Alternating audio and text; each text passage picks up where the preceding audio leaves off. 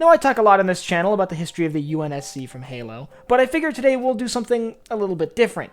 Today we're going to take a look at the timeline of events that sort of created the Covenant, and how the Covenant formed. I'm Colin, and this is Sci-Fi Deep Dive. Remember, if you enjoyed this video, to head down below and hit that subscribe button. Now, as many of us know, the Covenant are this alliance of alien species that are hell-bent on uncovering Forerunner artifacts, following the Forerunners on their great journey, and in their later years, destroying humanity.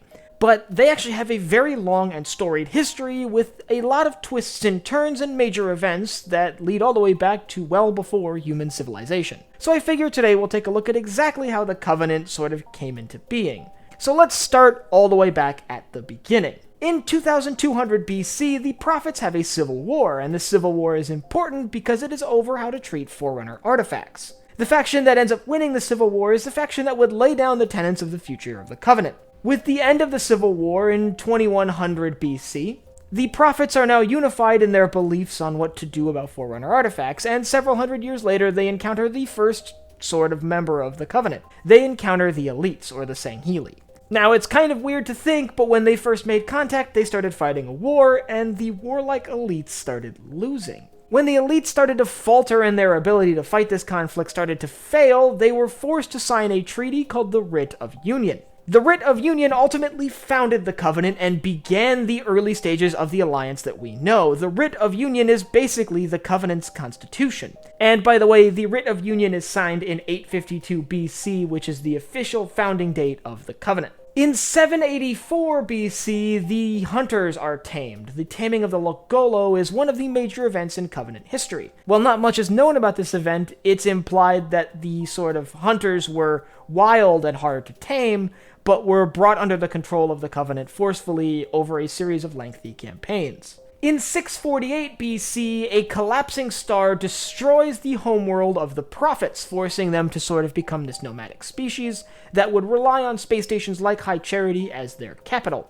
Jumping ahead quite a bit to the year 1112 AD, the Drones join the Covenant. And in 1342, the Jackals willingly join the Covenant alliance, signing a treaty to sort of rope themselves into this larger growing military power. It's around this time that technology begins to shift towards trying to extend the lives of the Prophets as they become more important figures in Covenant society. A society which, by the way, is becoming more and more dedicated to the Prophets' religious goals, mostly tied to Forerunner artifacts.